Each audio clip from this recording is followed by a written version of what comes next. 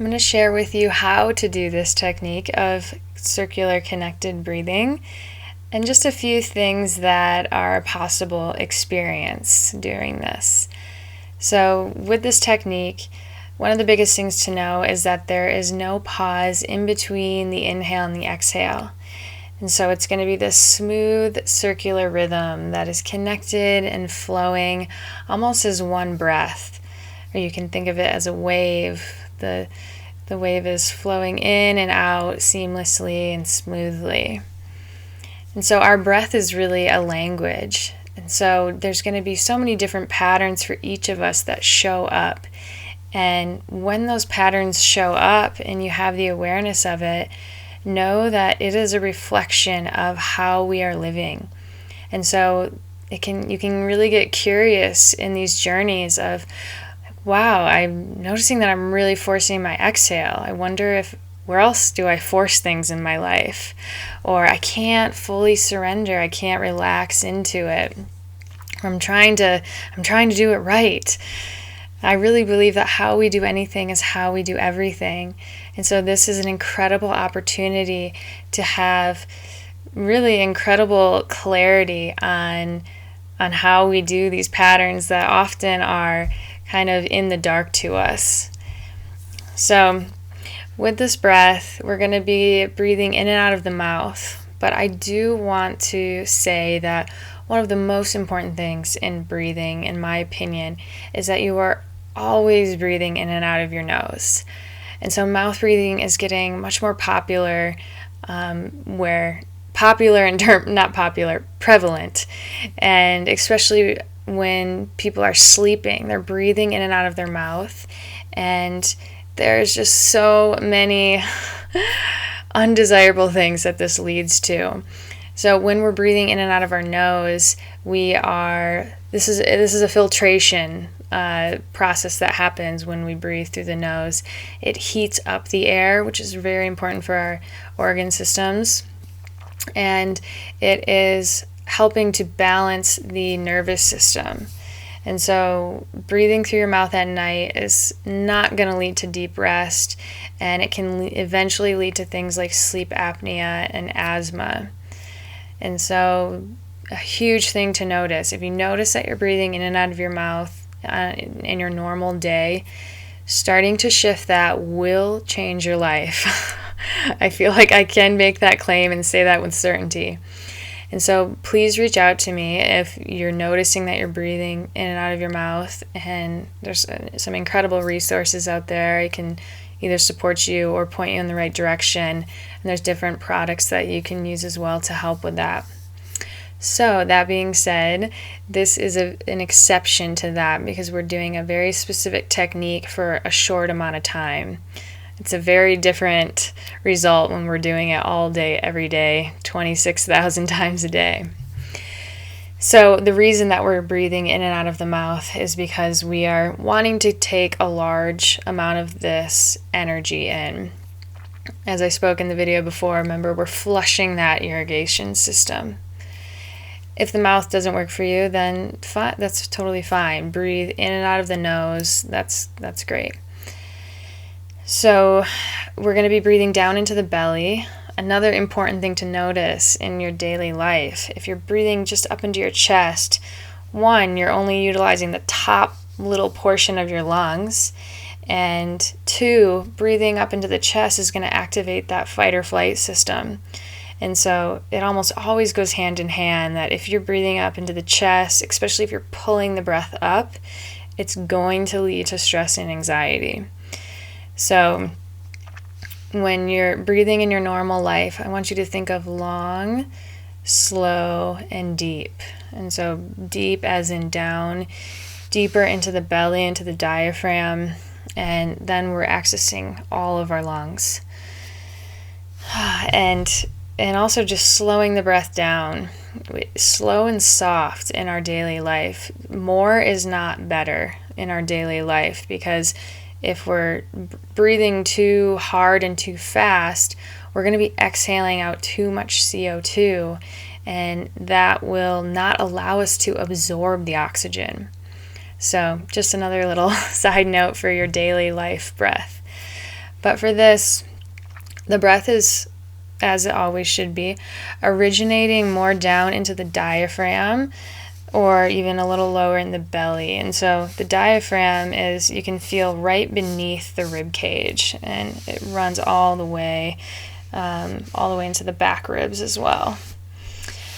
And it's a muscle. So this muscle can experience atrophy, and so this is also going to be strengthening that muscle in a very beneficial way. So breathing, originating in the belly, letting it come up into the chest like a wave is where we're going. But know that we all have different inhibited breathing patterns, especially in today's society. If you see a baby breathing, they actually breathe like this. Their whole body is expanding, and it's this really smooth ebb and flow that has no restrictions. It's expanding everywhere, and it's in this smooth circular rhythm. I'm not saying you need to be doing breathing like this in your daily life, but infants actually kind of do breathe like this in this circular rhythm. And so what we're doing is we are not taking on a technique, but we are dismantling these inhibited patterns that we have taken on over our entire life. And that we each have, like I said, our own kind of flavor of what our inhibition is. And that's another video. But just notice what your pattern is. Notice where your breath is originating. Does it feel constricted? Does it feel deep or shallow or rapid? And so this process is going to help to release some of these constrictive patterns that we have taken on. And when we start to change our default normal daily breath that we're doing on average 23,000 times a day and correlates to almost every single system in our body, then your life will change. How you breathe is how you live. And so we are really getting to the core of how we breathe with this technique, and really incredible shifts start to happen. Everything from digestion to sleep will shift as your breath shifts. It's all so intimately connected. So I will show you the breath where we'll be breathing just normally in and out through the nose for about 5 to 10 minutes, relaxing everything. And then we'll go into this active breath where we'll be for around 40 minutes. And don't worry, we'll be dropping into that theta brain state, the deep meditative state where time just goes out the window, and more often than not, people feel like it was 10 minutes. So the breath really starts to breathe you, and you can really just relax and let that energy current that you're creating within your being take over. And then after that, you'll kind of maybe experience some kind of arc. It could get intense, maybe even uncomfortable. And that's definitely very possible, because we are, again, bringing up these dissonant patterns of energy, and we're bringing them to the surface where it can sometimes feel uncomfortable. But if we just keep breathing into them, then they start to shift and integrate back into our wholeness that is at our core. And on the other side is just a beautiful, deep, relaxed, oftentimes very blissful state. So stick with it, move through that discomfort, and if we can really surrender into it, it normally passes very quickly. As with intense emotion, again, we don't need to go into the story or the content of it. Oftentimes that is us, our ego, our mind holding on to it. And so if grief or anger or frustration comes up, great. That means it's moving.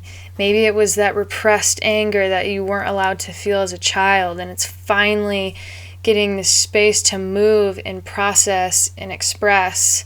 And that doesn't mean you need to start screaming, but just notice that it's there. Just giving it presence is what allows it to move and integrate and digest fully. So it's not always just subtly there, always being poked at on maybe even a daily basis. And And then we just think that that's who we are. But really, it's just this energy that needs to be integrated. And so oftentimes when we just let ourselves feel that, oh, okay, that's anger. That's not me. My awareness is just gently holding presence to it. And it's so simple, but also very artful and does take practice. It's not what we were taught in this society. So I like to think of it as imagine if you were sitting in a park with a friend and they were going through a really hard time. You wouldn't start saying things like, oh, you should breathe like this, or you should probably sit differently, or you know what, you should just start crying, or you shouldn't do that. They'd kind of be like, what? Never mind, I don't even want to talk to you. But what if you were just sitting there, just listening to them and having this feeling of compassion and understanding? They would probably just completely unload everything and feel so incredible after, and it would be such a gift that you gave to them. And so that's exactly what we're doing to ourselves in this process. We are just offering presence to these different parts of us. And that is key to remember, is that it's not who we are. They are parts of us. We have so many different aspects of our being. We have our younger parts, and we have our scared and terrified parts, and our crazy, wild, and fun parts. And so we welcome all of them, and we are continually moving towards this greater wholeness and this greater sense of harmony. All right, so let me show you the breath. Keeping the mouth open and relaxed, the jaw relaxed, is going to allow the energy from the head to be able to flow down to the body and vice versa. All right, so this is a good rhythm. If you really want to get this energy current flowing and strong, it's important that you go for it in the beginning and get this current sustainable, so that you're not just kind of halfway there the whole time. It's going to feel like a lot more effort if you never really fully take off. So committing in the beginning, resistance might come up, just let it be there. Oh, I noticed my mouth is really dry. Okay, that's there. Oh, I noticed my back's hurting. Okay, yep, that's there. I feel that. Again, presence, noticing it, not going into story. That's when we start to spiral down and it just gets worse. So we will move through that resistance. All right, so here's a good rhythm.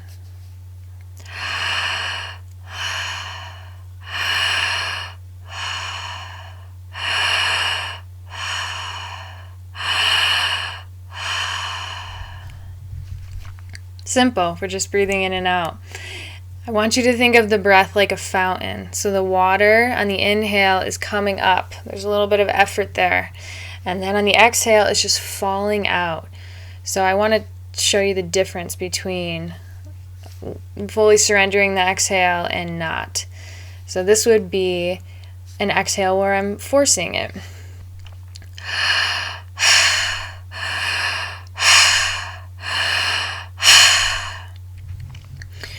This is another way that we control the exhale. And again, is this reflecting something in my life?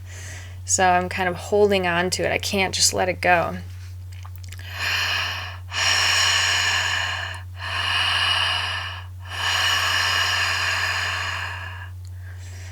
Or we just let it go. We just let the water fall out.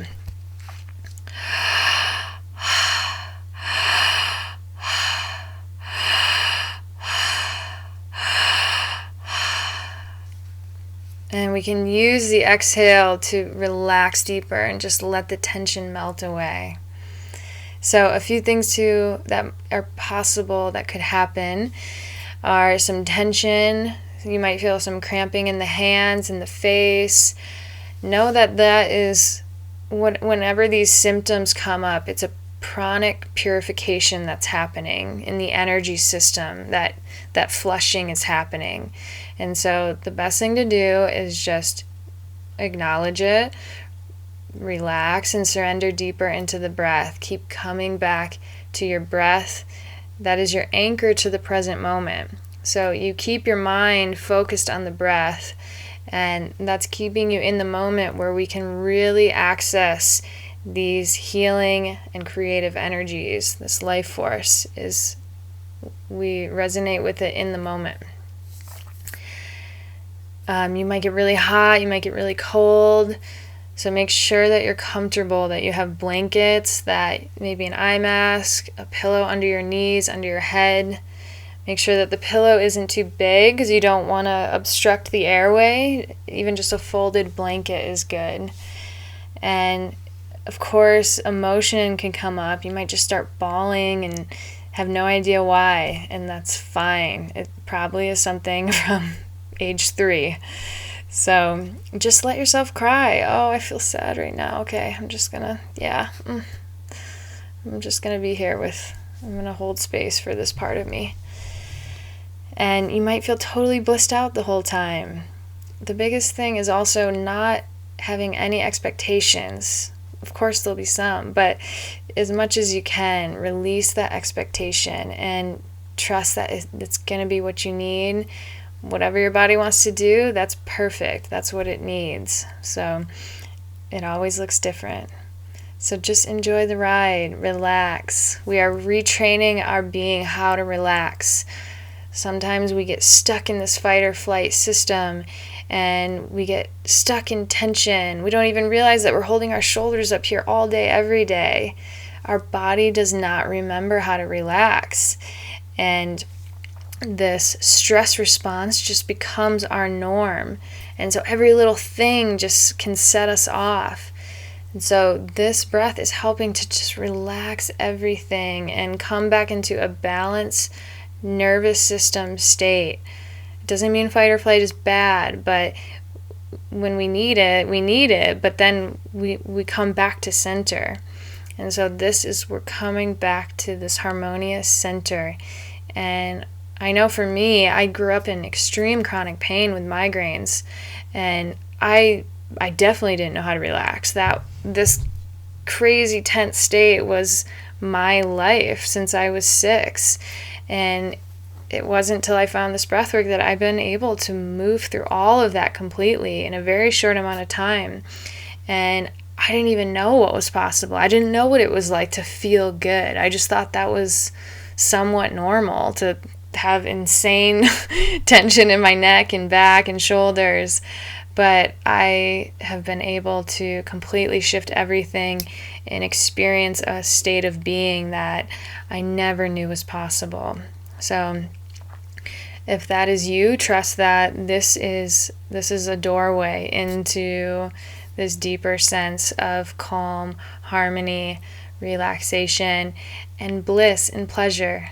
This is leading us to greater states of sensation and the feeling of truly being alive, and all of the incredible experiences and internal states that come with that sense of aliveness. All right, I hope you have an incredible journey, and please reach out with any questions.